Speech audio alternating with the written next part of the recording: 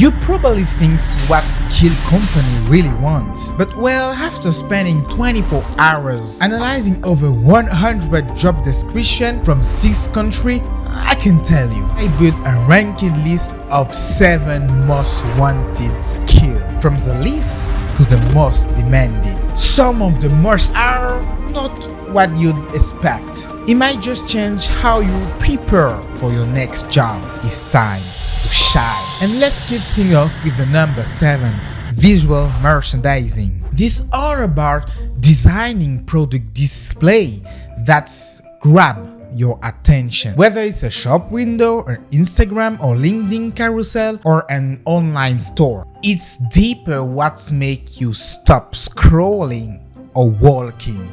And honestly, 90% of this is simply understand human psychology. What's catch your eyes? What's make you say, oh, I'm interested on that. And of course, luxury brand music like Louis Vuitton, Tiffany & Co. But even Zara in France does it a lot, I think. So when the last time a shop make you stop and think, oh, maybe I'm interested on that. And if you want to learn this skill, watch brands like Apple, Glossier, or even Muji. Watch how they design the space to tell a story without saying a word. Alright, that's number 7. But let's dive deeper in number 6. It's less about beauty, but more about brain, scientific communication. This is the heart of making complex idea simple enough to others understand. Whether it's a clinical data, a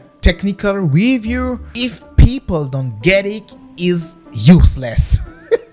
Especially in the big pharma, the healthcare industry, and the biotech sector, because those industries are built on science. Companies like Sanofi, AbbVie, Takeda, they hire people who can take complicated science and make it clear for doctor, collaborator, or patient. And having worked in the healthcare industry, I can tell you, if you can explain your work like talking to a 10 years old, that means you mastered it. But trust me, it's way harder than it sounds. So do you ever try to explain your work to your family and they just, what? Do you get it? Because me, I don't get it. If you want to improve this skill, I recommend you the Pyramid Principle by Barbara Minto, or simply try to explain your project or work to your 10-year-old cousin. And if you get it, you're on the right track. Alright, so let's move to the skill number 5. A thing got less about what you say, but more about how you think. Analytical thinking. This is your ability to break down complex problems, look at the data, and figure out what's really happening. Not guessing, but analyzing. You'll find this skill in job offer from Netflix, BP Energy, Tiffany & Co. and Beauty Collab. Because of course, whether you're in tech, energy, luxury, retail, someone needs to figure out why the sales dropped by 50% last week, because every business wants a number and not on vibes. But now I'll be honest with you, I'm not a natural analysis. No. Long Excel sheet, long email with big data. The longer they are, the faster I just check out. But not the best habit, don't be like me, no. But what I've learned over time is this analytical thinking is what makes data useful.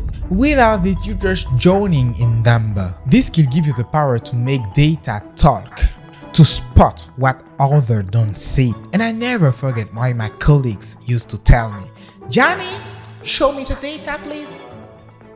Let's see. And at some point, I'm finally cooled.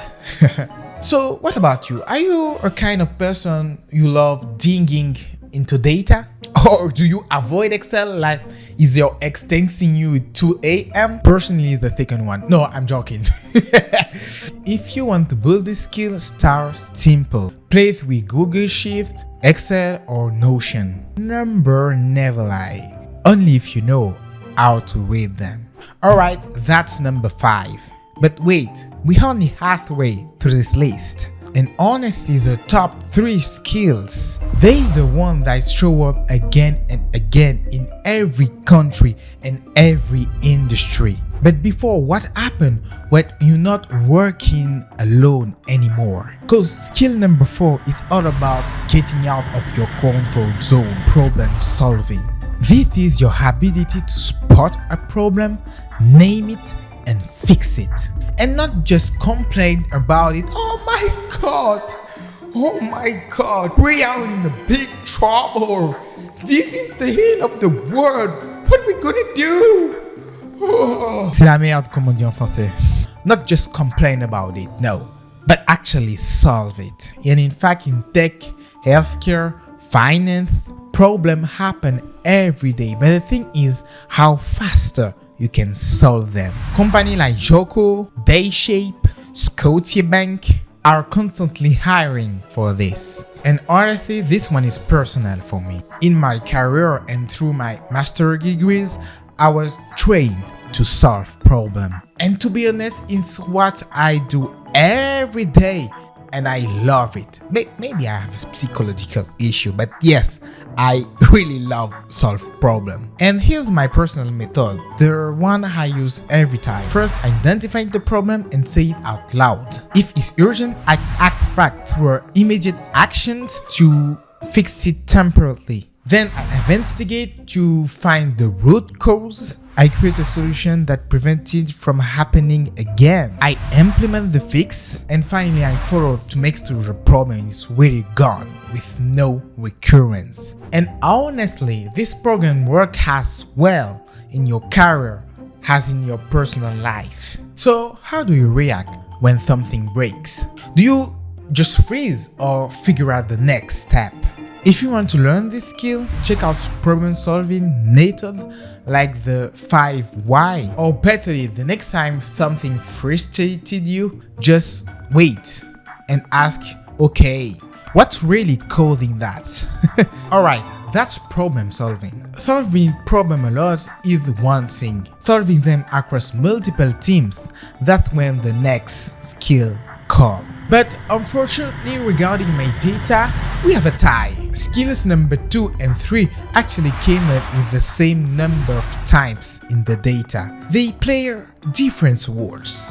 One is about how you work with people across departments, and the other, how you lead people. Let's start with the first one, cross-functional collaboration. This is all about working with a team that aren't directly yours. Marketing, tech, sales, operation, team with different goals, different language sometimes, with very different personalities. This skill listed in companies such as TikTok, Thermo Fisher Scientific, L'Oreal, AbbVie, Amgen. In fact, especially in global companies where everything is connected but no one owns the full pictures. And in healthcare, trust me, if you don't collaborate across the team, nothing go forward. You have to work with people from quality, regulatory, technique, operation, and none of them report to you, but you still need them to make the project done. Personally, this is a skill I use every single day. I work on a cross-functional project when I have a non-formal authority, yet I need to influence people, align goals, and get things done. Sometimes it's work great, but sometimes, no matter how much effort you put in, things don't go as planned because of course people have other priority, and that's okay. No, that's not okay. Yes, I mean that's okay. Cross-functional work teach you humility and resilience. Yeah. So are you ever try to getting 2, 3, 5 different teams agree about something? Yeah, I mean, it's a special kind of challenge, isn't it? So if you want to building, start to influence without authority. Check out the book Influence by Robert Cialdini. But honestly, what's helped me a lot wasn't theory, but practice. The real goes when you're middle of a project and trying to move people forward, even sometimes is messy. So alright, what about the skill that actually puts you in charge of a team? And that's actually what turns a project to a mission. Let's go to the number 2, leadership. This is the skill of giving direction and inspiring people to move forward. It's not about managing tasks, it's about a leading human. You find this in the job offer from Louis Vuitton, Levi's, Wells Fargo, Selfridges, Beauty Collab. Because whether you're in retail, luxury, people need a leader, not just a manager. And to be honest, I always believe leadership is not a title job, but it's who you are. And some people just have this natural ability. They set up, they take responsibility, they motivate, they organize, they give people clarity, but also kindness. And leadership you see everywhere. In your work, in your family, in your sport team. It's not just about work. And I believe the part with deep down you that make people follow you as a leader. You either have it or you don't. What you can do is awaken it inside you through little by little, through experience and project, but you can't learn it from scratch. You can't fake it until you make it. No, that doesn't work. So what about you? Do you think leaders are born or made? Drop your thought in comments. If you want to work on this, just read books is not enough. Instead, watch leaders who inspire you in your life, in your job, in your community, and ask yourself, what is it in the way she speaks, the way she leads, the way she makes decisions that resonate with me? And if something that's click, that might be you have some part of leader on you. And the only way to find out is to take action, to try to take a project, lead a team, or set up where no one else does. Alright, that's number 2. But what is the most wanted skill ever? The one that show up way above the rest. Let's find out. Cause finally the skill number 1 is simply communication. Honestly, it makes total sense. Because even you are a good leader, a good problem solver, a good analysis, if you don't know how to communicate to people, you lose them. Basically, this is across all sector and all industry. Because clear communication is what holds every project, every team, every decision together. Company like TikTok, L'Oreal, Louis Vuitton, Netflix, Four Seasons, AbbVie, they are hiring for this. And personally, I learned this. I say between 60 and 80 root cause behind problem I've seen came down to bad communication. Not saying something clearly enough or not saying at all. And even little thing like saying we complete 50% of the project versus we still have 50% left to do. Same number but completely different impact on how people feel. That's why great communication connects directly to leadership collaboration. It's what makes the team move forward.